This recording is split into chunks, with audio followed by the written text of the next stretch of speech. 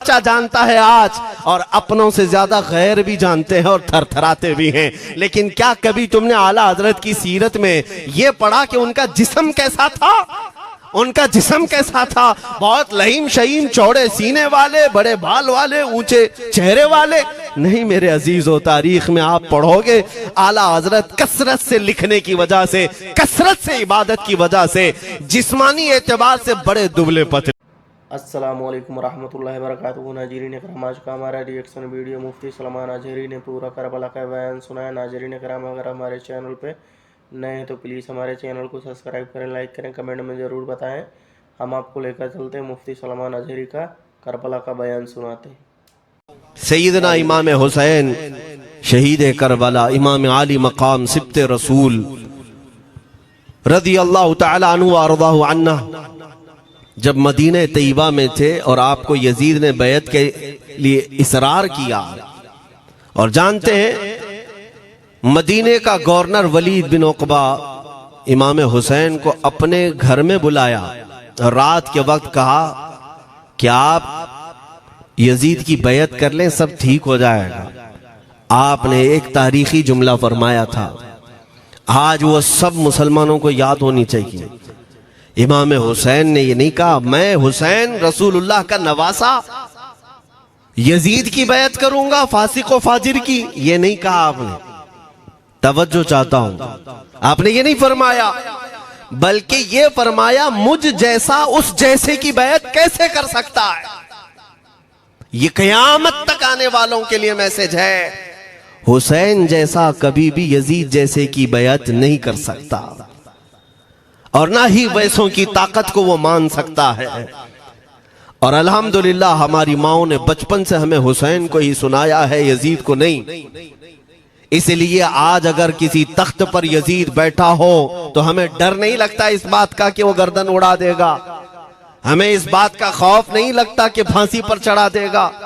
हमें इस बात का यकीन है कि अगर हमारे टुकड़े भी हो जाएंगे तो इंशाअल्लाह हमारी रूहें करबला जरूर पहुंचेंगी, इमाम हुसैन के साथ क़यामत के दिन उठाए जाएंगे, हक बात करते हुए अगर दुनिया से जाएं। अजीजा ने गिरामी वकार, मैं तारीख की चंद झलकियां आपके सामने रखूंगा। मुझे हुक्म भी हुआ है, बहुत जल्दी वक्त खत्म हो जाएगा, समेटना है। मैं चंद मिसालें आपके सामने रखता हूं। ताकत किसे कहते हैं, कुव्वत किसे कहते हैं? जिम में जाकर बॉडी बनाने वाला ताकतवर है, काजू बादाम खाने वाला ताकतवर है, मुक्के मारने वाला ताकतवर है। कौन है ताकतवर? ताकत किसे कहते हैं? मेरे अजीजों, असल ताकत तो ये है कि तुम इस्तेमाल अपने हाथ पैर कुछ भी ना करो, लेकिन खलबली दूसरों में मची रहे। ये असल ताकत है, ये रब ताला की तरफ से दी हुई होती है इनाम में। वरना आप सोच सकते हैं कि हुसैन आजम के साथ जो लोग आए थे वो कुल काफिला कितना था? अलग अलग रिवायतें। इमाम हुसैन के साथ 135 लोग थे, बाज रिवायात में है 96 थे, 96 लोग थे, बाज रिवायत में 82 थे। शहीद होने वालों की तादाद 72 है।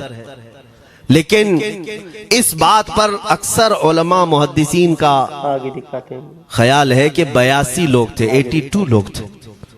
82 के मुकाबिल में कितने लोगों को आना चाहिए रास्ता रोकने के लिए? अगर किसी आम आदमी से भी पूछे तो डबल कर दो, ट्रिपल कर दो, 4 गुना ज्यादा कर दो। नहीं, 82 को रोकने के लिए पहले 1000 लोग आए, फिर वो 1000 के बाद 4000 प्लस आए, 5000 लोग सिर्फ 82 लोगों को रोकने के लिए आए रास्ता। फिर ये लोग 4 दिन तक रास्ता रोकते ही रहे, 5000 लोग मिलकर।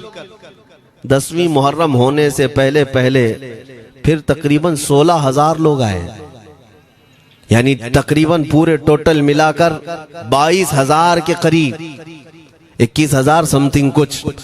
22000 की फौज क्या माने रखती है? किसको रोकने के लिए? 82 लोगों को। इसी से समझ में आता है असल ताकत किसे कहते हैं। ताकत इसी को कहते हैं कि उधर 3 दिन के भूखे और प्यासे हैं, उनके खीमों में साजो सामान भी नहीं, जंग के असबाब भी नहीं, और वो जंग की नीयत से भी नहीं गए। उसके बावजूद 22,000 के सीनों में जो खलबली मची है, दुनिया इसी को समझ नहीं पा रही है। अगर दुनिया ये समझती है क्वांटिटी का नाम ताकत है तो हम उसको रद्द करते नहीं, क्वालिटी का नाम ताकत है। ईमान ये असल ताकत है। और एक तारीखी बात मैं आपके सामने रखता हूं, इमाम हुसैन का रास्ता रोकने के लिए सबसे पहले यजीद की फौज से जो शख्स आया था उसको हुर बिन यजीद कहते हैं। हुर बिन यजीद रियाई 1000 का लश्कर लेकर के ये इमाम हुसैन का रास्ता रोकने आए। 2 दिन तक इधर उधर घुमाते रहा और जब जब नमाजें होती रही, इमाम हुसैन मुसल्ला इमामत पर हैं और ये यजीदी इक्तिदा भी कर रहे हैं। हर जमात इमाम हुसैन के पीछे हो रही है। लेकिन मैं आपको बताता हूं 10वीं मुहर्रम से पहले इमाम हुसैन ने खुतबा दिया और यजीदियों से कहा, क्या तुम मेरी हैसियत को नहीं जानते? मैं फातिमा जहरा का बेटा हूं, हैदर कर्रार का नूर नजर हूं, रसूलुल्लाह का नवासा हूं। मेरी निस्बतें क्या तुम्हें नहीं मालूम? तुम मेरे खून से अपने हाथों को न रंगो। मैं तुम्हारे पास ऑप्शन रखता हूं, मैं इस रास्ते से अपने वापस मदीने की तरफ जाता हूं या किसी साहिल की तरफ या दिमश्क जाऊंगा। जंग करना नहीं चाहता तुमसे। ये 3 ऑप्शन जब इमाम हुसैन ने रखा तो यजीदियों ने एक को भी कबूल नहीं किया। वो जंग करना ही चाहते थे, इमाम हुसैन के खून के साथ खेलना ही चाहते थे। लेकिन जो हुर बिन यजीद है, तवज्जो चाहता हूं, जो खुद इमाम हुसैन का रास्ता रोकने के लिए आया, उसके दिल में ये बात आई और उसने आकर के 10वीं मुहर्रम को यजीदियों से कहा, मियां मान लो हुसैन की बात, 3 में से कोई एक बात मान लो, हम जंग नहीं करना चाहते, वो रसूलुल्लाह के बेटे ही तो हैं। तो सारे जो सिपह सालार बड़े बड़े थे, अम्र बिन साद, शिमर वगैरह, हुर बिन यजीद से कहने लगे, तुझे कौन कहता है फैसला करने के लिए? तू सिपाही है। 1000 की नफरी तेरे साथ दी गई है, बस अगर तुझे हमारे साथ रहना है तो मैदान में जमा रह, वरना चला जा। तू सुलह की बातें मत कर। हुर बिन यजीद उसी दिन 10वीं मुहर्रम को उन यजीदियों से कहता, अच्छा अगर तुम मेरे इस बात को नहीं मानते तो तुम्हारी सिपह सालारी तुम्हें मुबारक, मैं हुसैन के खीमे में जा रहा हूं। जो यजीद की तरफ से आया था वो किधर चला गया? मौला हुसैन के खीमे में। कब? सिर्फ 10वीं मुहर्रम, एक रिवायत में 9वीं मुहर्रम को, एक दिन पहले इमाम हुसैन के खीमे में आया, दस्तबोसी की, माफी मांगी और इमाम हुसैन ने कहा, अब तुम जा सकते हो अपने घर। हुर बिन यजीद ने कहा, मैं उस वक्त तक अब आपका साथ नहीं छोड़ूंगा जब तक मेरे जिस्म में आखिरी सांस बाकी रहे, मैं आपके साथ रहूंगा। अब इमाम हुसैन की वफादारी में आने वाला कौन था? इसलिए मैं आपको एक चीज दे जाता हूं मेरे अजीजों, अल्लाह अज़्ज़ वजल की कुदरत के फैसले हैं। वो जब चाहता है कहीं से भी किसी को हिदायत अता फरमाता है। वो बातिल कुव्वतों के मौजूद पलने वाला बच्चा भी कभी रब तबारक व तआला हिदायत देता है, उसे आलिम बनाता है, और कभी काबे की छांव में पलने वाले को मौला अबू जहल भी बनाता है, गुमराह कर देता है। हुर बिन यजीद मौला हुसैन के पास आ गए। जो बात मुझे कहनी है उसके लिए मुझे इतना वाकया बयान करना पड़ा है। मैं असल पॉइंट की तरफ आता हूं, क्यों मैं ये बयान कर रहा हूं। जब 10वीं मुहर्रम को जंग शुरू हुई, अम्र बिन साद ने तीर चलाया, तो जानते हैं खीमा हुसैन की तरफ से सबसे पहले मैदान में उतरने वाला यही हुर बिन यजीद ही, यही उतरे अपने घोड़े पर सवार होकर उन्हीं यजीदियों से लड़ने के लिए जिनकी फौज में ये आए थे, उनके मुकाबले में लड़ने के लिए गए। और जब लड़ने की इब्तिदा हुई, सुबह से दोपहर के करीब तक वो लड़ते रहे, जवाल तक। अब जो बात कहना है तवज्जो से सुनो।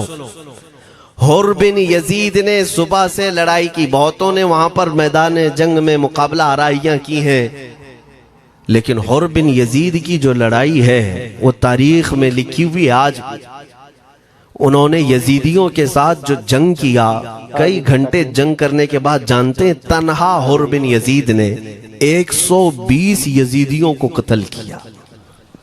120 की तादाद। एक घोड़सवार एक ही है, 120 को मार गिराया। उसके बाद जामे शहादत नोश किया। मैं तारीख पढ़ रहा था, वहीं पर हमने किताब को रोक दी। बहुत सारे लोग करबला के वाकयात में इमाम हुसैन के खानदान के बच्चों के शहादत तो बयान करते हैं, उनके जिस्म कट गए, उनके ऊपर घोड़े दौड़ाए गए, लेकिन तुम ये नहीं जानते कि हुसैनी शहजादों ने बातिल कुव्वतों के कैसे छक्के छुड़ाए थे। एक एक जवान ने मुकाबिल में आने वालों को उनकी औकात कैसे याद दिलाई थी। अब सुनो, हुर बिन यजीद 120 को मार गिरा सकते हैं, वो भी एक दिन पहले खीमा हुसैन में आने वाला, एक दिन पहले खीमा हुसैन में आने वाला। बात समझ में आ रही है? अभी जो एक दिन पहले खीमा हुसैन में आ जाए, उसकी ताकत का हाल ये है, जो पैदाइशी हुसैनी हो उसकी ताकत का हाल क्या हो। मेरे अजीजों, ताकत किसे कहते ये समझो। यह और बात है कि लोगों को अपनी ही औकात मालूम नहीं, अपनी हैसियत मालूम नहीं है। होता क्या है मैं आपको बताऊं। अल्लामा अब्दुल मुस्तफा आजमी साहब ने एक बड़ी प्यारी बात लिखी है। वो गुजरात के हालात बहुत अच्छी तरह से जानते थे। आपने एक बहुत अच्छी बात लिखी जो हमारे तमाम चीजों से या आज के जमाने में ये चीज मैच होती है। एक ताजिर तिजारत करने के लिए निकला, उसके पास कुछ कीमती हीरे थे और वो हीरों की तिजारत करता था और एक चोर उसके पीछे पड़ गया। और वो चोर रोजाना वो चोरी करने के चक्कर में रहता था कि जब रात को ये ताजिर सोए तो मैं ये हीरे निकाल लूंगा। लेकिन 2-3 दिन जब जब वो ताजिर सोता था, वो पूरे हीरे चेक करता था, कहीं नहीं मिलते थे। थक गया चोर। 3 दिन के बाद उस ताजिर को उसने पूछा, चोर ने कहा कि तुम हीरे रखते कहाँ हो? दिन भर तो तुम्हारे पास होते, रात में कहाँ जाते? तो उस ताजिर ने कहा, अकल का अगर तू इस्तेमाल करता तो तुझे बात समझ में आती। रोजाना मैं तेरे ही जुब्बे में रात को ये हीरे रखकर खुद सो जाता था। वो अपना नहीं तलाश करता, इसका तलाश करता। बिला तशबीह हो बिला तमसील। मेरे अजीजों, तुम्हारे पास जो ताकत है तुम्हें उसका अंदाजा नहीं। तुम जो मोहब्बत मुस्तफ़ा सल्लल्लाहु अलैहि वसल्लम की शमा अपने सीने में रखते हो, मौला करीम का वादा है तुम्हारे साथ, काना हक्कन अलैना नस्रुल मोमिनीन। रब ताला फरमाता, हमने अपने ऊपर लाजिम कर लिया है कि ईमान वालों की मदद करें। और हमने मदद देखी है, रब ताला की मदद देखी है। आज के इन हालात में मुझे बताओ, भौंकने वाले भौंक ही रहे हैं, बाकी तुम्हारा क्या बिगाड़ लिया, क्या तुम्हारा खराब किया? बस ये है कि तुम अपने अंदर खलबली मत मचाओ और ज्यादा खौफ और हिरास में मत जियो। अल्हम्दुलिल्लाह मुसलमान हैं, मोमिन हैं, किसी चोर कौम से तुम्हारा रिश्ता नहीं है। तुम दुनिया की उस अजीम कौम हो जो सिर्फ और सिर्फ अपने रब ताला के हुजूर झुकती है और अपने रब तबारक व ताला के हुजूर ऐसे झुकती है। मैं चैलेंज के साथ कहता हूं, पूरी दुनिया में कोई कम्युनिटी, कोई कौम ऐसी नहीं है जो अपने खुदा को देखने के बाद ही झुकती है। जिसकी भी जाओ, उनके खुदाओं की तस्वीर वहां पर सामने होती तभी झुकते हैं। वो चाहे ईसाई हो, यहूदी हो, कोई भी हो, उन्होंने कोई ना कोई या मूर्ति बनाई है या तस्वीर बनाई है, तब वो झुकते हैं। तन्हा तुम ईमान वाले हो जो आज तक अपने खुदा को देखा नहीं लेकिन हर दिन सजदा करते हो, तुम्हारा ये ईमान है। और कुरान में शुरू में ही अल्लाह ताला ने जो तारीफ फरमाई सूरह बकरा में, युमिनून बिल गैब, अल्लाह फरमाता है ये वो लोग हैं जो गैब पर ईमान रखते हैं, देखा नहीं। और दुनिया में करोड़ों मस्जिदें होंगी, किसी मस्जिद में अल्लाह की तस्वीर है? किसी मस्जिद में? और या तुम्हें सलातो सलाम पढ़ने के लिए मेरे आका की तस्वीर देखने की जरूरत है? यही तो तुम्हारा ईमान है मेरे अजीजों।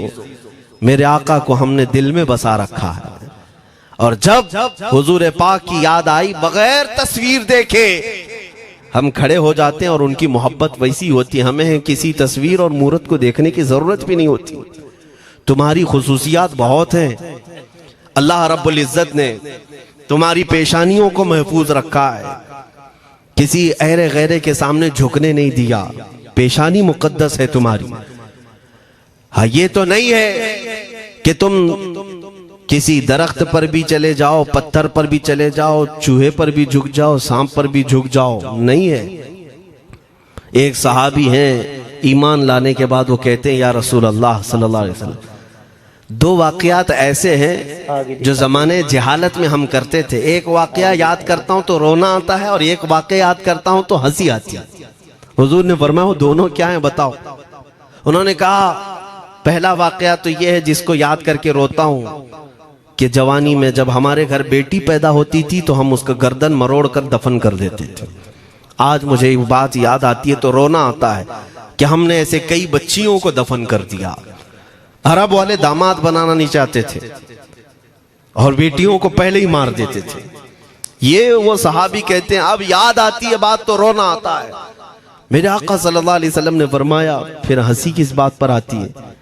कहते हैं जमाने जहालत में हमारे खुदा जो होते जिनकी हम इबादत करते थे, तो जब सफर में जाना होता था तो आटा गूंद करके खुदा बना लेते थे, क्योंकि सफर में जाना है और हर जगह उनको साथ में रखना था खुदा को। वो साहब ही कहते हैं सफर के खुदा और होते थे, हवा का अलग, पानी का अलग, मिट्टी का अलग, सब लेकर के चलते थे। फिर हुजूर ने फरमाया हंसी किस बात पर आती है। वो कहते हैं बीच रास्ते में अगर खाना खत्म हुआ तो कभी खुदा का हाथ तोड़ के खाते थे, कभी पैर तोड़ के खाते थे। अरे मेरे अजीजों 1400 साल बाद आज जब आप हंस रहे हैं, उस सहाबी को तो इस बात पर हंसी आती होगी। मैं ये बात सिर्फ इसलिए अर्ज कर रहा हूं कि शुक्र मनाओ अल्लाह रब्बुल इज्जत का कि तुम्हें रब तबारक व तआला ने उस कौम में पैदा किया है जिसका माथा सिर्फ वहदहू ला शरीक की बारगाह में झुकती है। तुम ईमान वाले हो, और मैंने आयत यही तिलावत की खुतबे में, वला तहीनु वला तहज़नु व अंतुमुल अअलौना इन कुंतुम मुमिनीन। घबराओ मत, परेशान मत हो, तुम सबसे ज्यादा सरबुलंद रहोगे अगर तुम ईमान वाले हो। ये कुरान की आयत है। ईमान किसे कहते हैं? ईमान किसे कहते हैं? यानी अल्लाह ने फरमाया अगर तुम ईमान वाले हो तो सबसे ज्यादा कामयाब हो। अब हम पूछते हैं रसूल पाक से ईमान किसे कहते हैं? मेरे आका की जुबान से सुनो, ला युमिनु अहदुकुम हत्ता अकूना अहब्बा इलैहि मिन वालिदिही व वलदिही वन नासी अजमईन। हजरत अनस से रिवायत है, हुजूर पाक सल्लल्लाहु अलैहि वसल्लम फरमाते हैं तुम में से उस वक्त तक कोई कामिल ईमान वाला नहीं हो सकता जब तक अपने वालिदैन, अपने बच्चे, अपने और सारे इंसानों से ज्यादा मैं उसके नजदीक महबूब ना बन जाऊं। हुजूर से कामिल मोहब्बत जब तक ना करोगे तब तक ईमान भी कामिल नहीं है। खुलासा कलाम यही है कि मोहम्मद से वफा तूने तो हम तेरे हैं, ये जहां चीज है क्या लौह कलम तेरे हैं। बस इसी बात पर आपको आना है। इकबाल भी ये कहता है मैं जर्मनी गया, यूरोप का सफर किया, वहां की तरक्कियों को देखा और वो लोग बहुत आगे बढ़ रहे थे। मैं इसीलिए सफर किया कि मैं वहां तहकीक करके आऊं, देखूं, अपनी कौम को आकर के मैं बताऊं मुसलमानों को कि किस फील्ड में तुम जाओगे तो कामयाब होंगे। साइंस में, फिजिक्स में, ज्योग्राफी में, केमिस्ट्री में, मैथ्स में, कौन सी फील्ड में तुम जाओगे तो ज्यादा माहिर होगे।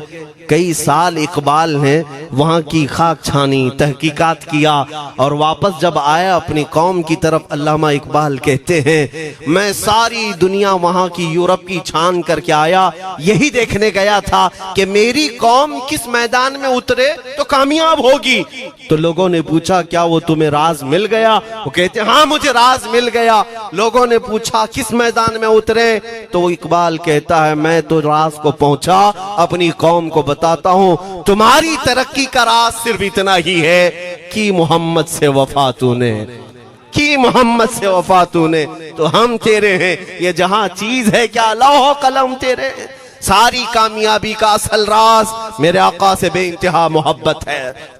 मैं दीनी शख्सियात की बात अपनी जगह पर, जो जिसको आप दुनियावी उलूम कहते हैं, लाओ मैथ्स का कोई बहुत बड़ा माहिर रियाजीदान या कोई साइंटिस्ट आपको ऐसा लगता हो, लाओ मेरे आला हज़रत इमाम अहमद रजा फाजिल बरेलवी के सामने।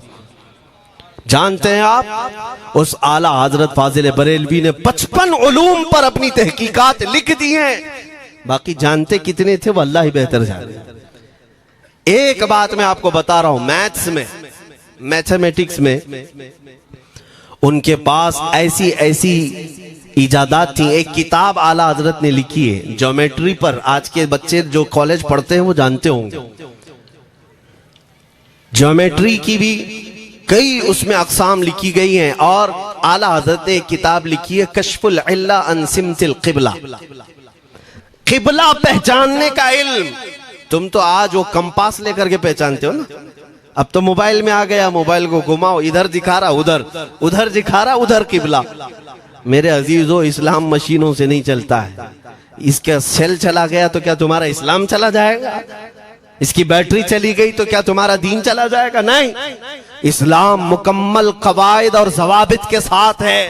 सारी मशीनें खत्म भी हो जाएं, इस्लाम ने तुम्हें कायदे बनाकर दिखाए हैं, प्रैक्टिकल। ये क़िबला पहचानने का इल्म होता है। शहर का तूलुल बलद अर्जुल बलद देखना होता है, बहुत सारी उसमें चीजें, उसकी सतह समंदर से ऊंचाई कितनी है, फिर सितारों को देखा जाता है, फिर पहचाना जाता है क़िबला, उसको हिसाब में लगाया जाता है। आला हजरत ने ये जो किताब लिखी, पूरे 1400 साल में आला हजरत की ये किताब, जिसमें 10 कायदे खुद उन्होंने इजाद किए, उनसे पहले किसी ने नहीं लिखी, खुद उन्होंने इजाद किए। और उसके बाद आला हजरत ने चैलेंज के साथ कहा कि मैंने, फकीर ने ये 10 कायदे इजाद किए हैं, इस पर कोई अमल करके क़िबला पहचानना चाहे तो उस पर अमल करके खड़ा हो जाए। अगर हिजाबात हटा दिए जाएं तो काबा उसकी नाक के सामने होगा। आला हजरत ने लिखा है काबा ऐन उसकी नाक के सामने होगा। परफेक्ट कायदे उन्होंने लिखे हैं। ये कायदे कहां से आए? हिसाब, मैथमेटिक्स। जो अलीगढ़ के प्रोफेसर अपने फंसे हुए मसाइल हल करने के लिए आला हजरत के पास आए, वाकयात आपने सुने होंगे। अब मैं आपसे कहता हूं, एक बहुत बड़े प्रोफेसर साहब अलीगढ़ के, वो लंदन या ऑक्सफोर्ड जा रहे थे या जर्मनी जा रहे थे कुछ मैथ्स के फंडे हल करने के लिए। आला हजरत के खलीफा ने उन्हें मशवरा दिया कि चले मौलाना अहमद रजा साहब बरेली में रहते हैं, उनसे बात कर लेंगे। पहले तो उन्होंने मजाक उड़ाया, मौलवी लोगों का काम है, प्रोफेसर जिसमें फंसा हुआ है। उन्होंने कहा लंदन और जर्मनी जाने में जितना खर्चा आता है उससे कम ही बरेली को लगता है, एक बार ट्राई कर लीजिए। वो आए आला हजरत के यहाँ, वो मौलाना सैयद सुलेमान साहब के कहने पर जब आला हजरत के पास आए, असर का वक्त था, अजान हो चुकी थी, आप मस्जिद की तरफ जा रहे थे। प्रोफेसर साहब से मुलाकात हुई। आला हजरत ने पूछा कैसे आना हुआ? उन्होंने कहा एक बहुत पेचीदा मसले में फंस गया हूं, मैथ्स का, रियाजी का, हिसाब का हल नहीं होता, इसके लिए मैं बाहर का सफर कर रहा था। आपके शागिर्द मौलाना सुलेमान साहब ने कहा कि आपसे मिलने। आला हजरत ने कहा दिखाएं क्या मसला है? उन्होंने कहा इतने शॉर्ट टाइम में यह हल नहीं होगा, नमाज के लिए आप जा रहे हैं। आला हजरत ने फरमाया फिर भी दिखाओ। आला हजरत को उन्होंने वैसे ही खड़े दिखाया। देखते ही आला हजरत ने उंगलियां रखी और कहा इसका यहां से, इसका यहां से, फलां का यहां से, इस तरह आप लगा करके देख ले, मैं असर की नमाज से फारिग होकर आता।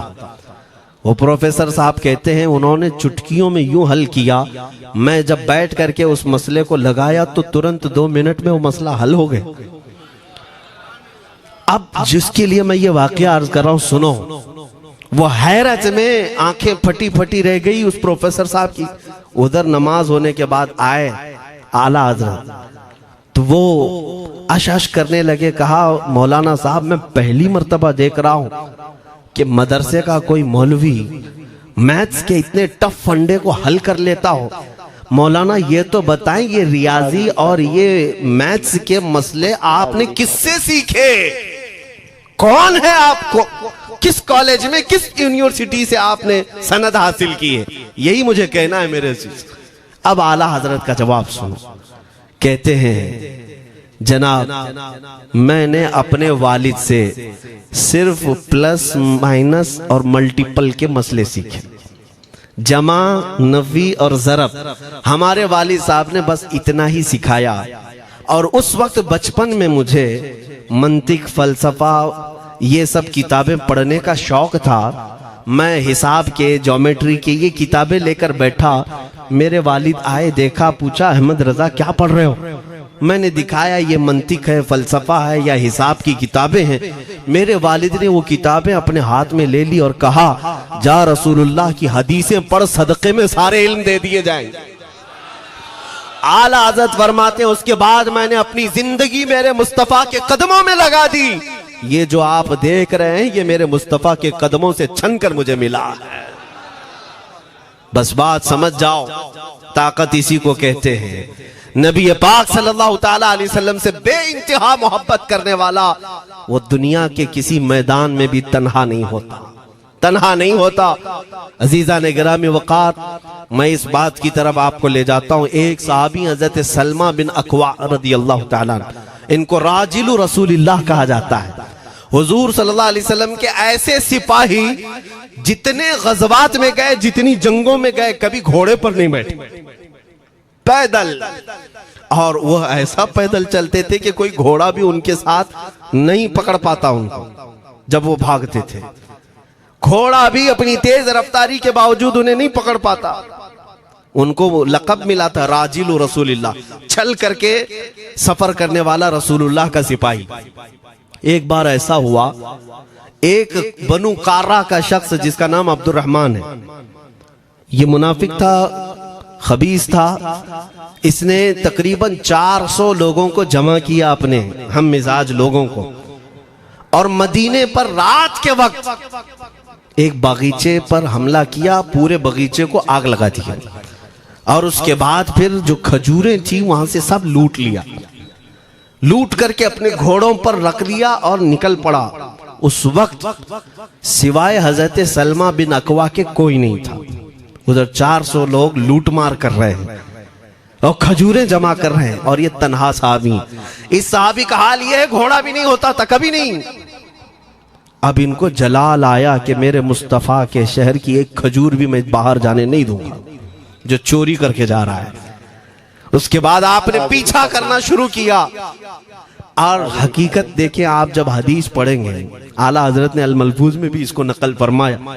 जब तक मैं ये हदीस पढ़ रहा था इतनी हंसी भी आती है और उनकी इस बहादुरी पर दिल खिल जाता है और सीना चौड़ा होता है कि वो अकेले किस बात पर भाग रहे थे। उनके पीछे 400 लोगों के पीछे भाग रहे।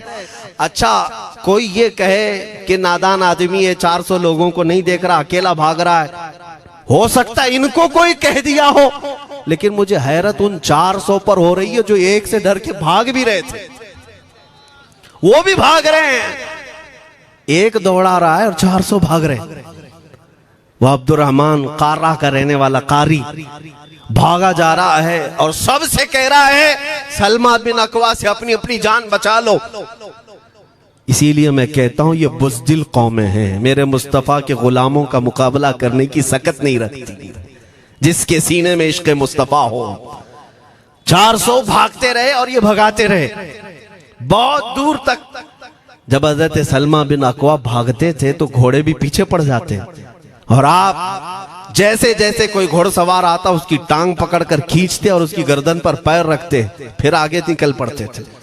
न जाने कितनों को उन्होंने तन्हा अपने हाथों से गिराया, कोई मुकाबला करने को तैयार नहीं। गिराते भी हैं और उनकी गिरी हुई खजूरें जमा भी करते हैं कि मुझे मदीने वापस ले जाना है।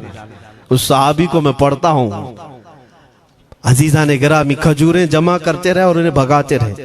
आखिर में वो 10-10 की टुकड़ियों में बदल गए। वो अब्दुर्रहमान कार्रा का रहने वाला कहने लगा, एक साथ मत भागो, ये अकेले सबको भगा रहा है, 10 इधर जाओ, 10 उधर जाओ, 10 उधर जाओ। जालिमों, पलट कर मेरे मुस्तफ़ा के गुलाम का मुकाबला करके देखते हैं, लेकिन किसी से नहीं हुआ। वो पहाड़ की चोटियों में चले गए। हज़रत सलमा बिन अकवा पहाड़ पे भी चढ़ने लग गए। तो अब्दुर्रहमान कारा वो कहता है वहीं से चीख करके, सलमा बिन अकवा तुमको क्या चाहिए, क्यों पीछा कर रहे हो? कहा मैं शहर रसूल की एक खजूर भी जब तक तुम्हारे पास होगी पीछा करता रहूंगा। उसने वहीं से अपने सारे साथियों को पुकार कर कहा, सारे लोग खजूरें फेंक दो, अपनी जान बचा लो। सबों ने खजूरें दे दी। हजरत सलमा बिन अकवा पूरी खजूरें जमा की है, कितनों को रौनते हुए वापस आने लगे। जानते हैं एक सहाबी और है हजरत अबू कुतादा, जिनको फारिसु रसूलिल्लाह कहा जाता है। उनका घोड़ा दौड़ता हुआ, उनको दौड़ाता हुआ हजरत अबू कुतादा उस पर हैं और 10 लोग और साथ हैं। वो हजरत सलमा बिन अकवा की मदद के लिए आ गए। जब वो आए तो ये अक्सर को तो गिरा चुके थे, खजूरें ले भी चुके थे। हजरत अबू कुतादा 10 सहाबा के साथ जब आए, हजरत सलमा बिन अकवा की और मदद हो गई। अब ये मदीने आने लगे तो तवज्जो चाहता हूं। हजरत सलमा बिन अकवा ने पूछा, मैं तो अकेला दौड़ा रहा था, कोई मुझे न देखा था, न ये वाकई की किसी को खबर थी, तुम यहां तक कैसे आए? तुमको किसने भेजा मेरी मदद के लिए? मुसलमानों याद रखो, मेरे मुस्तफा की वफादारी में जब कोई निकलता है तो कहां से मदद आती है अंदाजा भी नहीं होता। हजरत सलमा बिन अकवा ने उनसे पूछा अबू कुतादा से, तुम आए कैसे? हजरत अबू कुतादा ने जो जवाब दिया वो और ताज्जुब का था। कहा हमने नहीं देखा, हमको मालूम भी नहीं तुम किसके साथ गए हो, हमें ये वाकया भी नहीं मालूम, लेकिन हम अपने खीमे में बैठे थे, हमारा ये घोड़ा दौड़ता हुआ है, ये घोड़ा दौड़ता हुआ आया और दोनों पैर बार बार उठा करके हिनहिनाने लगा। मेरा घोड़ा ऐसा कभी करता नहीं, वो जिहाद में जाने वाला घोड़ा है, फरमाबरदार है। अबू कुतादा ने उसको सहलाया, लेकिन फिर भी वो खामोश नहीं हुआ। हजरत अबू कुतादा कहते मैं पहचान लिया, वो अपनी पीठ पर मुझे सवार करना चाहता है। मैं इसकी पीठ पर बैठ गया। मेरे साथी भी ताज्जुब में थे, इतनी वक्त गुजर जाने के बाद घोड़े को न भूख लगी है न प्यास लगी है, ये कहां ले जा रहा है? अबू कुतादा कहते ये घोड़ा है जो तुझ तक हम सबको ले आया है। हजरत सलमा बिन अकवा ने कहा, हाँ मुझे याद है, जब मैं उन 400 को दौड़ा रहा था तो तुम्हारा घोड़ा मुझे देख रहा था। पता ये चला दुनिया का हर जानवर भी मेरे मुस्तफा का वफादार है। अगर तुम नबी पाक सल्लल्लाहु अलैहि वसल्लम की इज्जत व हुर्मत के लिए उठते हो तो चूंटियां अपने सुराख में तुम्हारे लिए दुआ में मशगूल हो जाती हैं, मछलियां पानी में तुम्हारे लिए दुआएं करती हैं।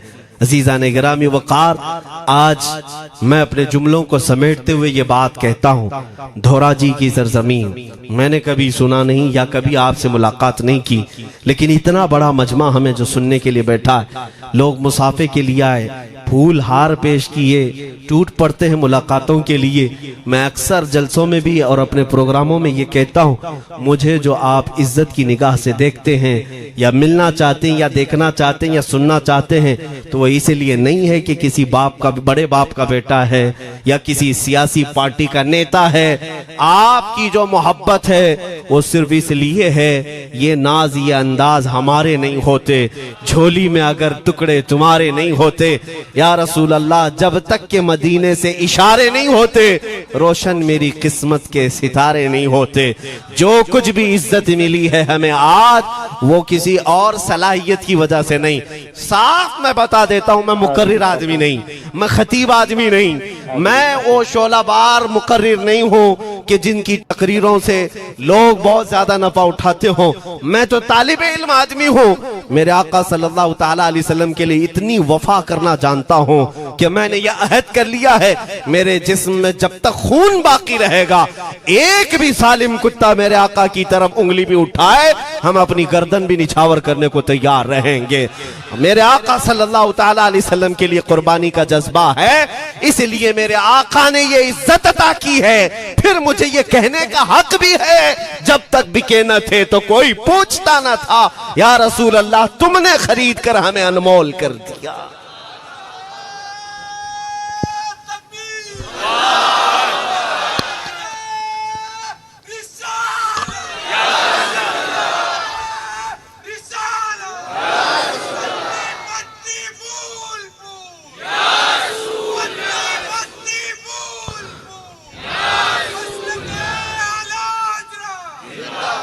मेरे अजीजों, इस बात पर आज तुम्हारा इत्तिहाद होना है, आज तुम्हारा इत्तिहाद होना है। मैंने काफी इलाकों के दौरे किए और देख लिए। लोग जो कहते हैं हम बिखरे हुए हैं, बटे हुए हैं, टुकड़ों में हैं, लेकिन मैंने सबको देखा। यकीनन फिरकों में भी बटे हैं, सिलसिलों में भी। हालांकि सिलसिलों में इख्तिलाफ होना नहीं चाहिए। जो सलासिल हक्का हैं वो सब मदीने तैयबा की नहरें हैं, इख्तिलाफात नहीं। लेकिन उसके बावजूद बटे हुए लोग हैं, एक दूसरे से मुसाफा नहीं करना चाहते, एक दूसरे के पीछे नमाजें नहीं पढ़ना चाहते, जो खालिस सुन्नी होकर भी, ईमान वाले होकर के भी। मैं बहुतों से ये शिकायतें सुना कि हम में बहुत सारे इख्तिलाफात हैं, लेकिन इसका हल तकरीरें हैं, तहरीरें हैं, लोगों को समझाना है, इस्लाह करना है, सब करके देख लिया। लेकिन एक बात मैंने खुद प्रैक्टिकल देख लिया कि 1000 टुकड़ों में क्यों न बटे हों, लेकिन मेरे मुस्तफ़ा का नाम आ जाए तो हर कोई मुत्तहिद नजर आता है। ये हमने देख लिया है, ये हमने देख लिया है। किसी भी पीर से बैत क्यों ना हो, मैं दूसरों की बात नहीं करता, लेकिन मैंने पूरे हिंदुस्तान के कोने कोने में देखा है जाकर के, किसी भी सुन्नी सहीहुल अकीदा पीर से बैत क्यों ना हो, अगरचे उसके आपस के झगड़े हों, लेकिन हमने एक मजमे में मुझे सुनने वालों को, ऐसे इख्तिलाफ वालों को भी देखा, दोनों सुन रहे हैं। लेकिन जब हमने पूछा मेरे मुस्तफा करीम की इज्जत पर बात आए तो तुम में से कौन खड़ा हो सकता है, हर इख्तिलाफ रखने वाला भी ये कहता है या रसूल अल्लाह, ये जिस्म भी तुम्हारा, ये जान भी तुम्हारी। करूं तेरे नाम पे जां फिदा, न बस एक जां दो जहां फिदा, दो जहां से भी नहीं जी भरा, करूं क्या करोड़ों जहां नहीं। ये हर एक का नारा है। इससे पता ये चला कि आज तुम सबको अगर कोई चीज जोड़ सकती है तो नाम मोहम्मद है, मेरे मुस्तफा करीम सल्लल्लाहु अलैहि वसल्लम की मोहब्बत है। गुंबदे खजरा की छांव में सबको जमा करो, इंशाअल्लाह अज़ीज इत्तिहाद बरकरार रहेगा। असल की तरफ नजर रखो, बादशाह की तरफ नजर रखो। बाकी जितने वली हैं, जितने पीर हैं, सब वजीर हैं, सब वजीर हैं। बादशाह सिर्फ मेरा मुस्तफा है। नबी पाक सल्लल्लाहु ताला अलैहि वसल्लम को हम शहंशाह तस्लीम करते हैं। लिहाजा अगर बादशाह की तरफ नजर होगी तो तुम्हें शैतान ये इस तरह की लड़ाइयों में नहीं रखेगा, वो कामयाब नहीं हो सकेगा। तुम सबका मिशन अगर मेरे मुस्तफा की इज्जत और उनकी नामूस हो जाए, हुजूर अकरम सल्लल्लाहु ताला अलैहि वसल्लम की तरफ हमने देखा है बड़े बड़े इख्तिलाफात खत्म हो जाते हैं। हजरत अबू जर गिफारी, हजरत बिलाल हबशी, दोनों में झगड़ा हो गया था, तकरार हुई। हजरत अबू जर गिफारी ने सिर्फ हजरत बिलाल को गुस्से में आकर कहा, काली औरत के बेटे, या इब्न उम्मी सौदा। ये तकरार में हो जाता है। हजरत बिलाल को ये बात लग गई, थे तो काले, लेकिन साहबी ने कहा था काली औरत के बेटे। हुजूर के पास जाकर अर्ज किया, या रसूल अल्लाह, अबू जर ने मुझे आज यूं कहा, अबू जर ने मुझे आज यूं कहा, काली औरत के बेटे। मेरे आका सल्लल्लाहु अलैहि वसल्लम को जला लाया, बाहर आए, बुलाया, अबू जर कहां है? आए। हुजूर पाक ने उनको मुखातिब करके सिर्फ इतना फरमाया, अफीकल जाहिलिया, अभी तक तुम्हारे अंदर पुरानी जाहिलियत बाकी है? 3 बार पूछा और उसके बाद मेरे आका चले गए, कुछ नहीं फरमाया। पुराने जमाने की काफिरों की जाहिलियत अभी बाकी है, जो माँ के नाम से लोगों को गालियां देते या पुकारते थे। हजरत अबू जर गिफारी को इतनी बात लग गई कि मेरे आका मुझसे रूठ गए, मेरे आका के दिल पर यह बात लग गई। तो उन्होंने ये नहीं किया कि देखा जाएगा बाद में क्या होगा, नहीं, सीधे मस्जिद नबवी में हजरत बिलाल को ढूंढने के लिए आए। कहाँ है? हजरत बिलाल मिल गए तो उनका हाथ पकड़ करके लाए। अबू जर गिफारी जमीन पर लेट गए, सो गए। कहा है बिलाल, मुझे माफ कर दे, मैंने तुझे सख्त जुमला कहा, मुझे माफ कर दे। हजरत बिलाल ने कहा, ठीक है, मैंने माफ कर दिया, हो गई बात। लेकिन हजरत अबू जर गिफारी ने कहा, नहीं, मेरा दिल इस पर सुकून नहीं मानेगा। एक काम करो ए बिलाल, तुम अपना ये पैर मेरे चेहरे पर रगड़ो, ये तुम्हारा तलवा जिसको मैंने काला कहा था, उसी तलवे से मेरे चेहरे पर तुम रगड़ो, ताकि मुझे मेरी हैसियत पता चल जाए। हजरत बिलाल क्या उनकी बात पर अपना पांव उनके चेहरे पर रगड़ देते? दोनों हाथों से उनको जमीन पर उठाया और सीने से सीना लगाया। कहा है अबू जर कैसी बात करते हो, जिस आका के तुम गुलाम हो उसी आका का मैं भी गुलाम। मैंने ये तारीख में पढ़ा है, अगर सख्तियों को कोई चीज जोड़ सकती है तो वो मेरे आका की मोहब्बत है और मुस्तफा करीम की मोहब्बत है।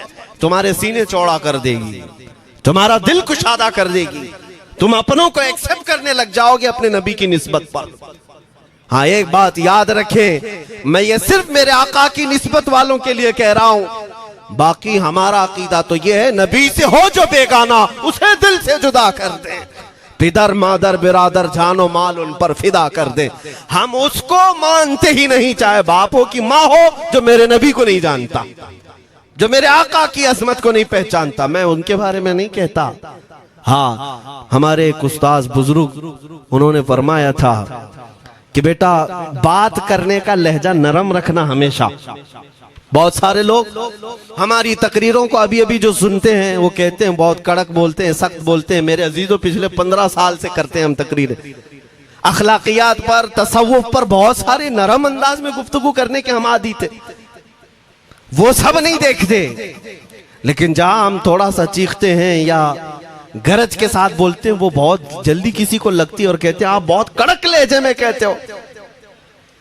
90% हमने नरम लहजे में बात किया है, लोगों को अखलाकियात सिखाया है।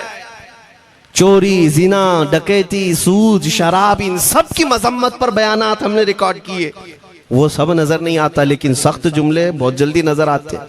लेकिन ये मैं क्यों करता हूं वो भी आपको बता दूं। हमारे एक बुजुर्ग उस्ताद ने फरमाया, कहा कि बेटा नरम गुफ्तगू करने की आदत रखना, इसलिए कि मेरे आका सल्लल्लाहु अलैहि वसल्लम की सुन्नत है नरमी से कलाम करना। लेकिन एक बात याद रखना, जिंदगी भर नरमी से बात करो, लेकिन मुस्तफा करीम सल्लल्लाहु अलैहि वसल्लम की एहानत या दुश्मनी किसी में देखो तो फिर न तुम्हारी जुबान मीठी होनी चाहिए, न दिल नरम होना चाहिए, न दिमाग ठंडा होना चाहिए। हाँ, ये ईमान का तकाजा है। हम जो सख्त बात करते हैं लोगों को ऐसा लगता है कि इतना कड़क नहीं बोलना चाहिए। तुम्हें पता भी नहीं हज़रत उमर फारूक कितना बोलते थे। हाँ, उमैर बिन वहब एक शख्स था जो हुजूर के कत्ल का इरादा करके आया था मक्का से। सफवान नाम का एक और शख्स, उमैर नाम के, दो लोग हतीम काबा में बैठकर मीटिंग करके आए। क्योंकि सफवान का बाप जंग बदर में मारा गया था, उमैर का बेटा जंग में कैदी होकर हुजूर के पास कैद था। दोनों का प्रॉब्लम सेम था। दोनों लोग हतीम काबा में बैठ करके फैसला करते हैं। सफवान ने कहा मैं तुझे बहुत पैसे दूंगा, एक तलवार को जहर में बुझा कर जाओ मदीने और मोहम्मद का कत्ल करके आओ सल्लल्लाहु अलैहि वसल्लम। उमैर बिन वहब तलवार छुपा करके मदीने आया, लेकिन जिस वक्त वो आया हजरत उमर फारूक चंद सहाबा के साथ मस्जिद नबवी के बाहर खड़े थे। देखते ही उसकी गर्दन में जो है ये गमछा डाला, रुमाल, और कहा खुदू हादल कल, पकड़ो इस कुत्ते को। हजरत उमर की जुबान से निकलेंगे, कहते हैं पकड़ो इस कुत्ते को। यही वो है जो बद्र के अंदर मैदान बद्र में मक्का वालों को भड़का रहा था जंग पर हुजूर के खिलाफ। यहाँ मदीने में आया है, पकड़ो इसको। हजरत उमर बाहर ही सब कर देते, लेकिन कहा कि मैं हुजूर से पूछ के आता हूँ इसका करना क्या है। मेरे आका के पास गए, कहा या रसूल अल्लाह शैतान कुरैश आया है, कुरैश का शैतान आया है उमैर बिन वहब, और मुझे लगता है वो बुरी नीयत से आया है। हजरत उमर पहले ही भांप रहे हैं, मुझे लगता है वो बुरी नीयत से आया है, क्या करना है आप हुक्म फरमाए। मेरे आका ने फरमाया उमर उसको अंदर ले आओ। उमैर बिन वहब को वैसी गर्दन में वो गमछा डाल के घुमा के अंदर ले आए मस्जिद नबवी में। हुजूर ने पूछा, हजरत उमर से कहा छोड़ दो उसको। जब अंदर आया तो पूछा हुजूर ने क्यों आए उमैर। अब वो झूठ बोलने लगा, कहा मेरा बेटा आपके पास कैदी है, खैर खैरियत पूछने के लिए आया और क्या है। मेरे आका ने फरमाया सच सच बताओ क्यों आए हो। उसने फिर कहा मैं अपने बेटे की खैरियत मालूम करने आया हूं, और क्यों आया हूं। हुजूर ने फरमाया खैरियत मालूम करने आए तो तलवार लेके क्यों आए हो। उसने तलवार दिखाने के लिए फेंक दिया, कहा इस तलवार का क्या होना है। तलवार तो हमारे पास बदर में भी थी, लेकिन फतह आप ही के साथ थी। बड़ी बड़ी बातें करने लगा। मेरे आका को जलाल आया और कहा, उमर वो बात क्यों नहीं बोलते जो तुम सफवान के साथ काबा के हतीम में बैठकर करके आए हो। मदीने में बैठा रसूल खाने काबा में होने वाली गुफ्तगू को सुन रहा है। दूर नजदीक के सुनने वाले वो काने लाले करामत पे लाखों सलाम। ये हदीस मौजूद है, सही हदीस है। इसी हदीस के तर्जुमानी करते हुए हम तो ये अकीदा रख ही सकते हैं ना, हम यहाँ से पुकारें वो वहां से सुने, मुस्तफा की समाअत पे। हाँ, ये अकीदा बरेली वाले का जो है वो अपने पेट का अकीदा नहीं, ये सहाबा का अकीदा है। मेरे अजीजों, जब मेरे आका ने फरमाया वो बात बताओ जो हतीम काबा में करके आए हो, अब थर थर थर कांपने लग गया। इससे इस रसूल से क्या छुपाएं जो हतीम काबा में तन्हाई में होने वाली मीटिंग को भी जानता हो। कहा, अब मैं क्या बताऊं जब आपको सब मालूम है। अब मैं जो कहना चाहता हूं वो ये है, अशहदु अन्नका मुहम्मदन रसूलुल्लाह, मैं गवाही देता हूं कि आप मोहम्मद अल्लाह के रसूल हैं सल्लल्लाहु अलैहि वसल्लम। ईमान ले आए। अब सुनिए मेरे अजीजों, ईमान लाने के बाद हुजूर पाक सल्लल्लाहु अलैहि वसल्लम ने तलकीन फरमाई कि अब इस्लाम पर कायम रहो, ईमान पर बरकरार रहो। कत्ल करने के लिए आया, मेरे मुस्तफ़ा का गुलाम बन गए। अब उसके बाद हजरत उमर क्या कहते हैं, हजरत उमर जो गमछा गले में डाल के अंदर लाए थे, अब गले में हाथ डालकर बाहर ले जाते हैं। और बाहर जो साथी खड़े थे उन सबको मुखातिब करके कहते हैं, लोगों सुनो। हजरत उमर के अल्फाज सुने। कहते हैं, थोड़ी देर पहले ये जो शख्स तुम देख रहे हो, मुझे खिंजीर इससे अच्छा लगता था।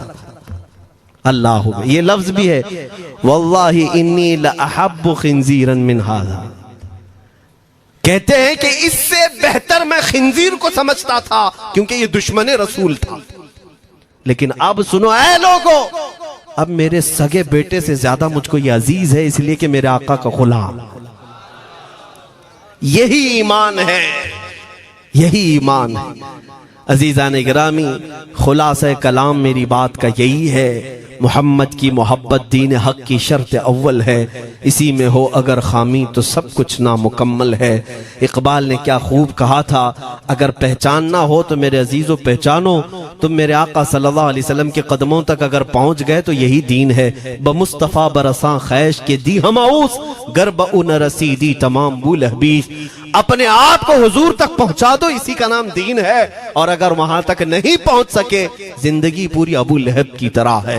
हो ना ये फूल तो बुलबुल का तरन्नुम भी ना हो, चमने दहर में कलियों का तबस्सुम भी ना हो ना ये साकी तो मैं भी ना हो, खुम भी ना हो, बस में तौहीद दुनिया में ना हो, तुम भी ना हो। या रसूल अल्लाह, खीमा अफलाक का इस्तादा उसी नाम से है, नबज़ हस्ती तपश आमादा उसी नाम से है। दश्त में दामने कोहसार में मैदान में है, बहर में मौज की आगोश में तूफान में है, चीन के शहर मराकश के बयाबान में है, और पोशीदा हर मुसलमान के ईमान में है। वो मेरे आका की जात ही है, हर जगह है, और उसी की तरफ हमें सबको मुतवज्जे होने की आज जरूरत है। ताकत किसका नाम है, मैंने शुरू इसी बात से किया था, इसी पर खत्म करता हूं। ताकत और कुव्वत सिर्फ बॉडी बनाने को नहीं कहते, ताकत और कुव्वत सिर्फ और सिर्फ काजू बादाम खाने को नहीं कहते। ताकत और कुव्वत उसके अंदर है जो देखने को अगरचे कमजोर लगता हो, लेकिन दुश्मनों के सीने उसकी याद से ही आज भी खलबली मच जाती हो। हमने देखा है 100 साल पहले की बात, आला हज़रत इमाम अहले सुन्नत फाजिल बरेलवी इमाम अहमद रजा खां, नाम तो हर बच्चा जानता है आज, और अपनों से ज्यादा गैर भी जानते हैं और थरथराते भी हैं। लेकिन क्या कभी तुमने आला हजरत की सीरत में यह पढ़ा कि उनका जिस्म कैसा था? उनका जिस्म कैसा था? बहुत लहीम शहीम, चौड़े सीने वाले, बड़े बाल वाले, ऊंचे चेहरे वाले? नहीं मेरे अजीजों, तारीख में आप पढ़ोगे आला हजरत कसरत से लिखने की वजह से, कसरत से इबादत की वजह से जिस्मानी एतबार से बड़े दुबले पतले थे, बड़े दुबले पतले थे। लोग देखने वालों ने यह कहा है जिस्मानी साख्त ऐसी नहीं थी कि कोई पहलवान नजर आता हो, दुबले पतले थे, नहीफ थे, देखने में कमजोर लगते थे। लेकिन मजाल है जब वो आशिक रसूल का कलम चलता था, कलम चलता था, और वो भी भी यूं पुकार कर कहता था, ये रजा के नेज़े की मार है कि आदू के सीने में गार है, किसे चारा जोई का वार है कि ये वार वार से पार है। और फिर उन काफिरों को कहा था उस इमाम अहले सुन्नत ने, किल के रजा है खंजरे खूंखार बरकबार।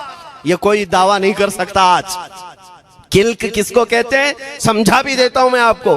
किल के रजा, आला हजरत अपने कलम को कह रहे हैं, किल्क मतलब कलम, रजा का कलम कैसा है, खंजरे खूंखार बरकबार, यानी खून पीने वाला खंजर और चमक पैदा करने वाली जो बिजली होती है।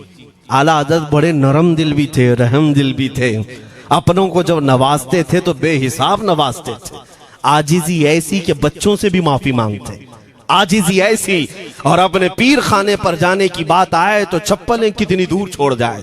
गुरूर और घमंड की बात नहीं, लेकिन जब मेरे मुस्तफा के दुश्मनों से मुकाबले की बात आती तो यूं कहते, तुम क्या समझते हो, किल के रजा है खंजरे खूंखार बरकबार, आदा से कह दो खैर मनाए न शर करें। ये बात ईमान के तकाजे की है। मैं आज हर आलिम से मिंबर पर बैठे हुए और हर मोमिन से यही कहना चाहता हूं, जो मेरे मुस्तफा की इज्जत की बात आए सर चढ़कर बोलना सीख जाओ। मेरे आका ने फरमाया है, जालिम और जाबिर बादशाह के सामने हक बात का ऐलान करना सबसे अफजल जिहाद है। और ये तो कर ही सकते हो। उन पाखंडियों को लफ्ज़े जिहाद से भी डर लगता है और लफ्ज़े जिहाद पर ही बड़ा प्रोपेगेंडा करते हैं। मुझे इस बात का कोई खौफ नहीं। हाँ, लोग ये कहते हैं मौलाना जिहाद के लफ्ज पर थोड़ा साइड होकर के बात कर लेते हैं। तुम बुज़दिल क्यों बने जा रहे हो? लफ्ज़े जिहाद एक पाकीज़ा लफ्ज है, मुकद्दस लफ्ज है। इस लफ्ज को अगर निकाल दिया तो मेरे आका की आधी सीरत खत्म हो जाएगी। कैसे बताओगे नबी पाक की सीरत? बदर को क्या कहोगे, तकरार हुई थी? खंदक, ओहद, तबूक, खैबर, ताइफ, ये सब को क्या कहोगे, तकरार हुई थी? जिहाद लफ्ज है, सेल्फ डिफेंस का नाम है। इतना हक तो हर एक को है मेरे अजीजों। लेकिन ये तो आज मैं ये बात भी नहीं कर रहा हूं तुमको, तलवार उठाओ, बंदूक उठाओ, गोली मारो, बंदूक से लो, ये सब बातें तो हम करते भी नहीं, हमें जरूरत भी नहीं। लेकिन हमें पता है हमारे अल्फाज ही काफी हैं। मेरे आका सल्लल्लाहु ताला अलैहि वसल्लम की मोहब्बत जिसके सीने में हो, मेरे आका ने जब ये फरमाया है कि हक बात का ऐलान करना सबसे अफजल जिहाद है, तो इस पर तो हर कोई आज अमल कर सकता है। हक बात कहो, मिंबरों से कहो, और ट्रस्टियों से भी कहता हूं उलमा को कहने की आजादी भी दो कि वो बुज़दिल न बनाए, खौफ न रख रजा जरा, तू तो है अब्दे मुस्तफा। एक बात समझ करके चले, हम मुल्क के खिलाफ, कानून के खिलाफ नहीं बोलना चाहते। मुल्क हमारा भी है, देश हमारा भी है, और यहाँ के कवानीन जिस पर हम अमल कर रहे हैं, खुशी से अमल कर रहे हैं। लेकिन इन जालिमों ने क्या बना दिया है, इनके नजदीक देश पूरा मोदी है। हाँ, इन साहब के बारे में मत बोलो, वो देश है, कल को अगर नहीं रहे तो देश चला जाएगा। मेरे अजीजों, किसी व्यक्ति, किसी शख्स की गलत पॉलिसियों पर तनकीद करने का नाम देश के खिलाफ बोलना नहीं है। हम अपने देश से मोहब्बत ऐसी करते हैं, ऐसी करते हैं। आज भी आजादी का दिन है ना, आजादी का दिन है, ये लगे हाथों ये बात कह करके गुजरता हूं। आज भी जा करके देखें, इंडिया गेट पर सबसे ज्यादा शहीदों के नाम जो लिखे गए हैं वो मुसलमानों के हैं। इनको क्या पता है 1857 से जो अंग्रेजों के खिलाफ लड़ रहे थे, ये लड़ रहे थे। आजादी का परचम सबसे पहले बुलंद करने वाला कोई संगी नहीं था, वो शहीद टीपू सुल्तान था। सबसे पहले तोपमैन हिंदुस्तान का, अंग्रेजों के खिलाफ आवाज बुलंद करने वाला, पूरे अंग्रेज उसके खिलाफ खड़े थे। इनको आज बोलने की तौफीक भी नहीं मिलती। और उसके अलावा वो उलमा की बात कहां चली गई आज? अंग्रेज तारीखदान ने लिखा है कि सबसे ज्यादा हमें खतरा हिंदुस्तान में मुसलमानों से था, और हमने दिल्ली से लेकर कश्मीर तक कोई एक झाड़, कोई एक दरख्त बाकी नहीं था जिसमें हमने एक आलिम को लटकाया नहीं था फांसी पर। जिनकी तादाद गिनी गई है तो तकरीबन 26,000 उलमा को इन्होंने फांसी दी थी, दिल्ली से लेकर कश्मीर तक। मुझे बताओ, जजीरा अंडमान निकोबार में किसको भेजा है? मौलाना फजल हक खैराबादी, आगे दिखाते हैं। इनायत अहमद काकोरवी, ये तमाम वो लोग हैं। अल्लामा इनायत अहमद काकोरवी जिनकी किताब आज तकरीबन हर मदरसे में पढ़ाई जाती है, इल्म सिक्का। ये किताब यहाँ चटाई पर बैठकर लिखी हुई नहीं, उस जेल की दीवारों पर लिखी हुई किताब। उसको पढ़ करके आज बच्चे आलिम बनते, हम भी पढ़े। ये वो लोग हैं जिनको सिर्फ और सिर्फ हक बात कहने की बुनियाद पर जिंदगी भर जेल में डाल दिया गया। आज ढूंढ करके निकालो मौलाना फजल हक खैराबादी का मजार कहाँ है, और अंडमान निकोबार में, जहां काला पानी की सजा दी जाती थी। किफायत अली काफी का नाम सुना है मेरे अजीजों? ये नाम का जिक्र आना तो हक बनता है आज की रात जरूर। मुरादाबाद शहर का वो आलिम रब्बानी, वो सिर्फ और सिर्फ मुजाहिद आजादी नहीं बल्कि फना फिर रसूल भी था। आप इसी से अंदाजा लगा लें, आला हजरत जैसा आशिक, हदायके बख्शिश लिखने वाला। आला हजरत के अशार तो पता है ना, इमामुल कलाम कहते हैं। आला हजरत की नातों को इमामुल कलाम कहते हैं। सारे कलामों का इमाम आला हजरत की नाते हैं। पढ़ करके देख लो, वजद आ जाए हुजूर की नाते। लेकिन उस आला हजरत से पूछा गया, आप किसकी नाते पसंद करते हैं? आला हजरत फरमाते हैं, मैं सिर्फ दो ही लोगों की नाते सुनता हूं, या तो हसन रजा बरेलवी की या अल्लामा किफायत अली काफी की। आला हजरत जिसकी नाते सुनते हो, इसी से अंदाजा कर सकते हो किफायत अली काफी कौन थे। मैं अक्सर जगहों पर इनका तस्करा करता हूं ताकि बच्चों के जहनों में ये बात मुंतकिल हो जाए। अब मैं आपको बताऊं, उनकी जुबान में अल्लाह ने वो ताकत दी थी कि वो जब इश्क रसूल पर बोलते थे तो हजारों का मजमा रोने लगता था, उनकी तरफ आ जाते। और अंग्रेजों को ये बात कतान पसंद नहीं थी। उन्हें कई तरह से गिरफ्तार करने की कोशिश की गई। आखिरकार एक मुनाफिक के जरिए से मौलाना किफायत अली काफी को गिरफ्तार करने के लिए अंग्रेज आए। कितने जानते? 3000 लोग आए एक आलिम को गिरफ्तार करने। हमेशा कुत्ते झुंड में ही आते हैं। हाँ, मॉब लिंचिंग भी जो है ना, कुत्ते झुंड में ही करते हैं। किफायत अली काफी रहमतुल्लाह अलैह को गिरफ्तार करके ले गए दारुल इमारत में। अंग्रेजों ने रात के वक्त किफायत अली काफी के कपड़े खोले और उनके जिस्म पर गर्म स्त्री फेरी। स्त्री से पूरा दागते थे और जब चमड़ी जल जाती थी तो उस पर नमक छिड़कते थे। हफ्ता भर तक अल्लामा किफायत अली काफी को उन्होंने ये दर्दनाक सजाएं दी। बीच में कई मर्तबा उनको सामने ऑफर रखा, तुम बदल लो अपनी बातें, छोड़ दो अपनी इस कौम को वरगलाना, छोड़ दो ये सब जो तुम तकरीरें करते हो, हम अपने हुकूमत में तुम्हें ले लेंगे, वजीफा भी देंगे, ओहदा भी देंगे। किफायत अली काफी रहमतुल्लाह अलैह ने फरमाया, तुम गलत जगह हाथ मारे हो। आगे दिखा। हाँ, ये वो जगह नहीं है जहां से 500 पाउंड लेकर के कौवा भी हलाल कर दिया जाए, हर चीज जो है तुम्हारे हिसाब की बना दी जाए। ये वो जगह नहीं है। किफायत अली काफी रहमतुल्लाह अलैह ने कहा, मेरा दीन इतना सस्ता नहीं है, इतना सस्ता नहीं है। उसके बाद उन्होंने कहा, तो फिर तुम मरने के लिए तैयार रहो। कहा, खुशी से। 8 दिन के बाद उनको एक चौराहे पर ले जाकर फांसी का फंदा लगाया गया और पूरे मजमे में आपको फांसी के लिए चढ़ाया गया। अंग्रेजों ने पूछा था, कोई आखिरी वसीयत है तुम्हारी, कोई आखिरी ख्वाहिश है तो बता दो लोगों में। फांसी पर चढ़ने वाला ये कहता होगा, मेरी बीवी से मिल लूं, बच्चों से मिल लूं, जायदाद प्रॉपर्टी की वसीयत कर दूं, मेरे बाद कौन बैठेगा वो कह दूं। लेकिन किफायत अली काफी की बात पर कुर्बान जाओ। उस भरे मजमे में कहते, हाँ मेरी आखिरी ख्वाहिश एक ही है, एक बार नाते रसूल पढ़ लूं। अल्लाह अल्लाह, एक बार नाते रसूल पढ़ लूं। उन्होंने कहा, ठीक है, तुम्हारी इस ख्वाहिश का हम अदब करते हैं, कर लो। किफायत अली काफी रहमतुल्लाह अलैह फांसी के फंदे पर चढ़ने से पहले क्या मगन होकर के गुनगुना रहे थे। यूं कह रहे थे, कोई गुल बाकी रहेगा न चमन रह जाएगा, पर रसूलुल्लाह का दीने हसन रह जाएगा। अतलसो कम ख्वाब की पोशाक पे नाजा न हो, इस तने बे जान पर खाकी कफन रह जाएगा। सब फना हो जाएंगे हश्र तक काफी वो, लेकिन नाम हजरत का जुबानों पर सुखन रह जाएगा। ये नाते पाक गुनगुनाते हुए चढ़ गए फांसी के फंदे पर। लोगों ने देखा फांसी तो लगी लेकिन लबों पर उसी तरह की मुस्कुराहट। क्यों? ये राज है मेरे अजीजों, मरने वाला ही जानता है। फंदा बाद में लगता है, आमिना का लाल पहले तशरीफ लाता है। मौत का दर्द उसे क्या होगा जो जमाले मुस्तफ़ा देख रहा हो, मेरे आका सल्लल्लाहु ताला अलैहि वसल्लम की तरफ महव हो। अब सुनो, मैं ये बात क्यों कह रहा हूं, तुम इन बातों से घबराना नहीं, इन बातों से डरना नहीं कि कल को अगर आपके मिंबर पर बैठकर खिताब करने वाला ये आपका गुलाम मर जाता है, कट जाता है, कोई मुझे मार देता है, तो इस बात का यकीन रख लेना दीन रुकेगा नहीं। और मेरे आका सल्लल्लाहु अलैहि वसल्लम के नामूस और उनकी इज्जत में कोई कमी आने वाली नहीं।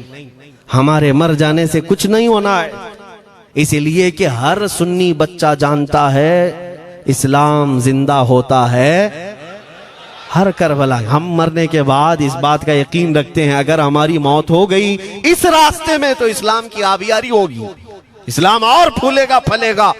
और हुआ यही, किफायत अली काफी को फांसी का फंदा देकर 8 दिन तक जश्न मनाया था अंग्रेजों ने। जब मौलवी चला गया जो लोगों को तकरीर करता था, हजारों का जमा करता था, हुजूर अकरम सल्लल्लाहु अलैहि वसल्लम की मोहब्बत की बातें करता था, चला गया, हमने फांसी दे दी। लेकिन इन जालिमों को मालूम नहीं मेरे खुदा का कानून क्या है, कुदरत खुदाबंदी का कानून क्या है।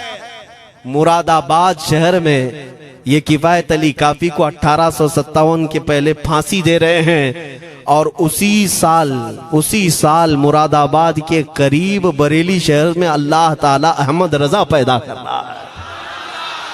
तुम एक आशिक को फांसी दिए, हुजूर पाक के चाहने वाले को तुमने फांसी देकर ये समझा कि आप खत्म हो गया इश्क की बातें करने वाला।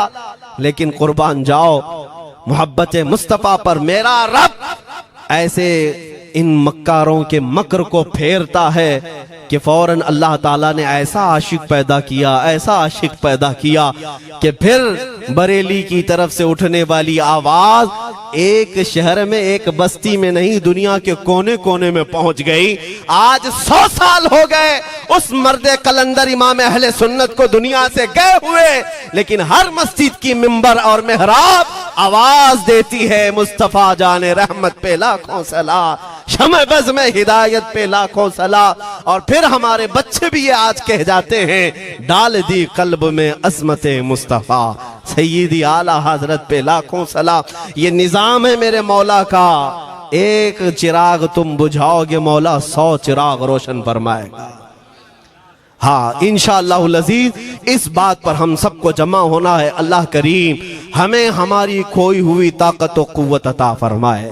आप रब तबारक व तआला की बारगाह में ये दुआ करें कि ऐ रब्बे जुल जलाल, जब तक जिंदगी बाकी है मौला मुझे तेरे नबी के वफादारों में शुमार फरमा।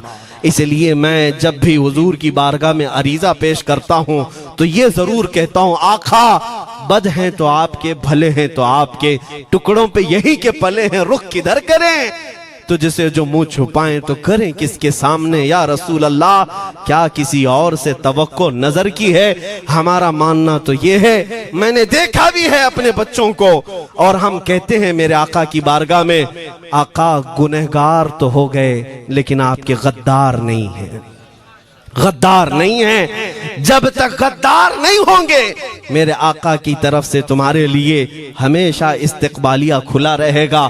आओ मेरे अजीजों, इस बात पर मैं गुफ्तगू को खत्म करता हूँ आज के इस उर्स मुबारका में। और आज आजादी की ये रात है, हम बारगाह मुस्तफा में अरीजा पेश करते हैं, या रसूल अल्लाह, आपको इस वतन से बुए वफा आई थी, मेरे आका इस वतन की तरफ नजरे करम फरमा दे। क़यामत तक आने वाली हमारी नस्लों में मेरे आका सिर्फ आपके आशिक ही पैदा हो, कोई गद्दार ना पैदा हो। हमारी दुआ यही है मेरे आका, मैं मुजरिम हूँ आका, मुझे साथ ले लो कि रस्ते में हैं जा बजा थाने वाले, चमक तुझसे पाते हैं सब पाने वाले, मेरा दिल भी चमका दे चमकाने वाले। व आखिरु दावाना अनिल हम्दुलिल्लाहि रब्बिल आलमीन।